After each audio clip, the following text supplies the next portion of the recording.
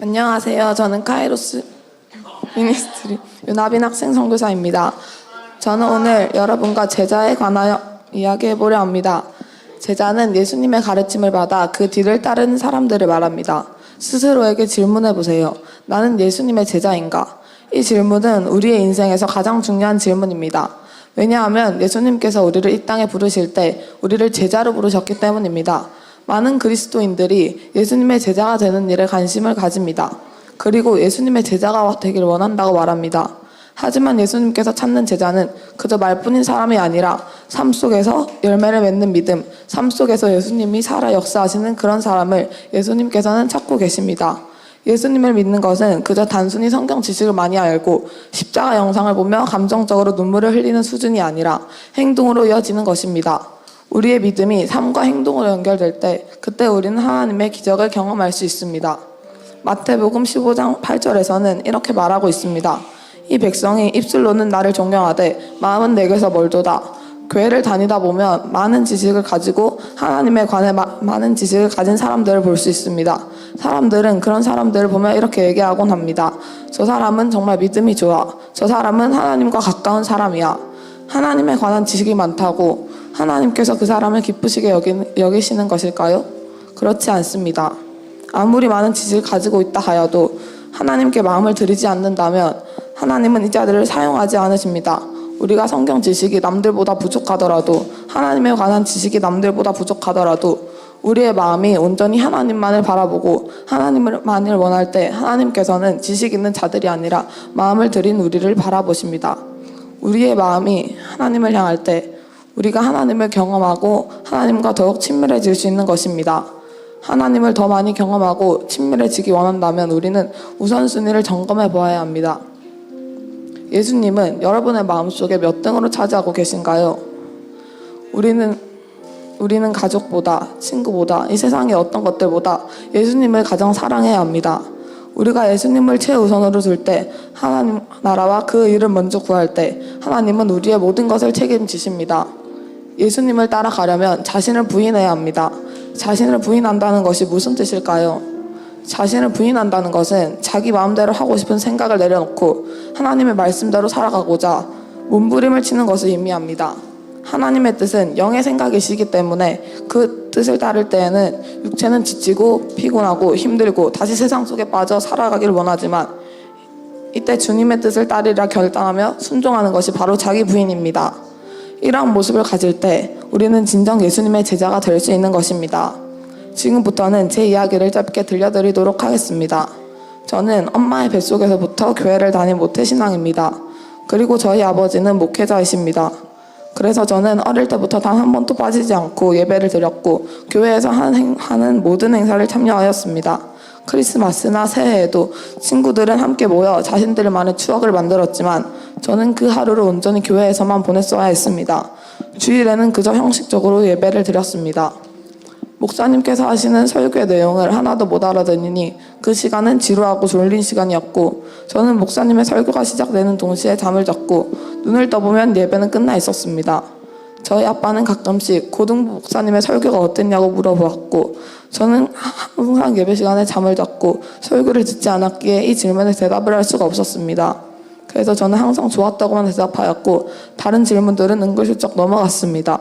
또 엄마 옆에서 주일 예배를 같이 드렸었는데 이 시간도 항상 졸았습니다. 그래서 항상 엄마의 눈치가 보였습니다.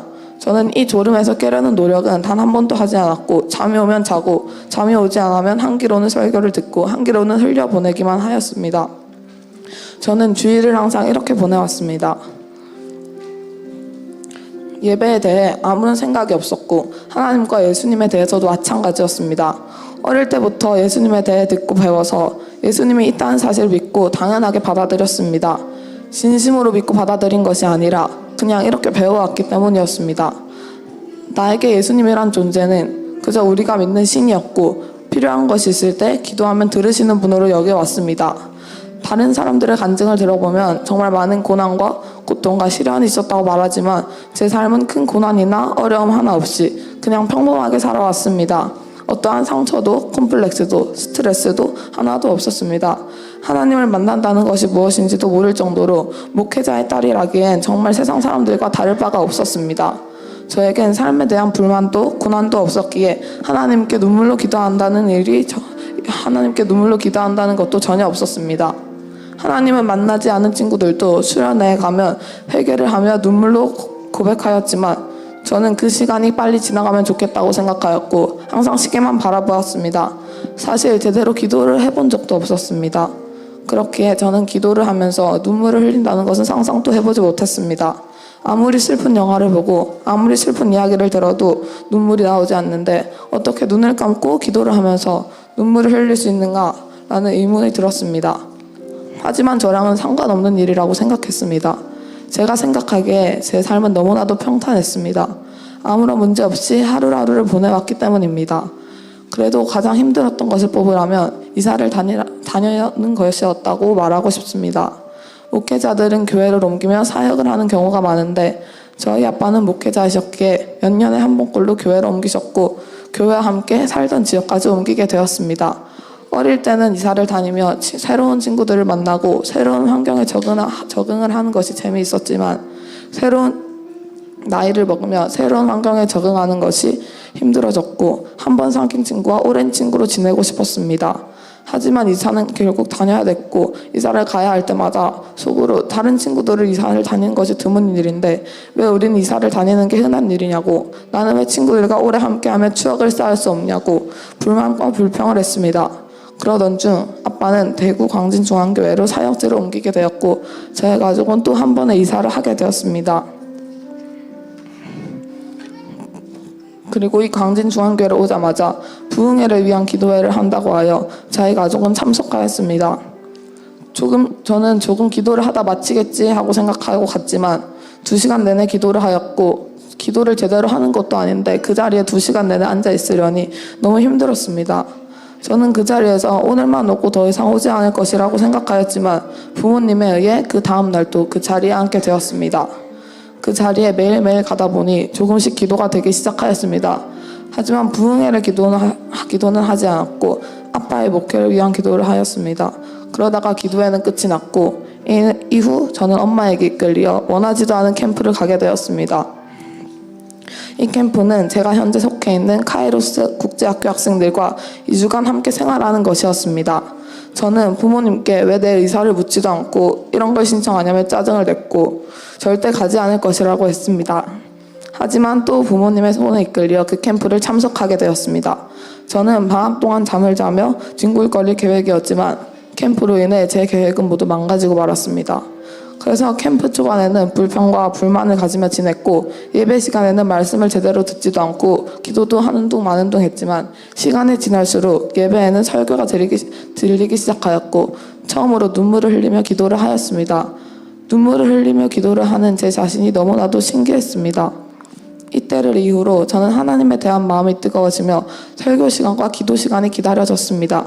항상 설교가 시작되면 졸던 제가 설교를 들으며 은혜를 받기 시작하였고 점점 더 뜨겁게 기도하기 시작하였습니다. 그저 평범한 삶을 살던 제가 주님을 만나고 제 삶에 변화되기 시작한 것이었습니다. 아침부터 시작되는 빡센 스케줄에 육신은 너무 지치고 힘들었지만 주님을 위한 삶을 살게 되니 이 모든 것을 이겨낼 수 있었고 기쁨과 즐거움으로 생활할 수 있게 되었습니다. 캠프를 통해 주님 안에서 살아가는 삶의 행복을 느끼게 되었습니다.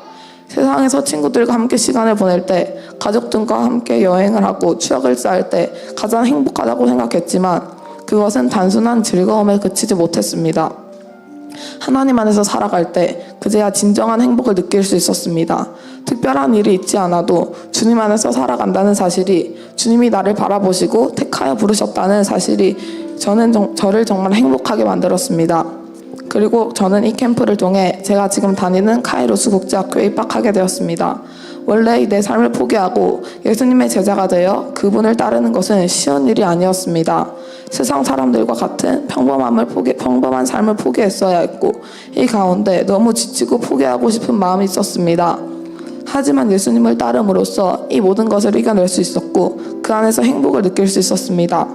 목회자의 자녀이기 때문에 신앙생활이 당연한 것이 아니라 예수님을 만나고 보니 예수님의 제자가 되려고 애를 쓰며 이기게 되고, 또한 목사님, 선생님, 부모님, 전도사님들의 말씀에 순종하여 하나님의 사랑과 약속을 배워가게 되어 하나님께 감사드립니다. 그리고 앞으로도 이 남은 시간을 주님의 자녀답게, 제자답게 살아가는 참된 주님의 자녀가 되고 싶습니다. 이 간증을 통해 앉아있는 모든 학생, 선생님들도 중심이, 우선순위가 주님이 되고 삶에서 예수가 나타나는 예수님의 제자가 되어 십자가의 길에 함께하는 우리 모두가 되기를 축복합니다. 감사합니다.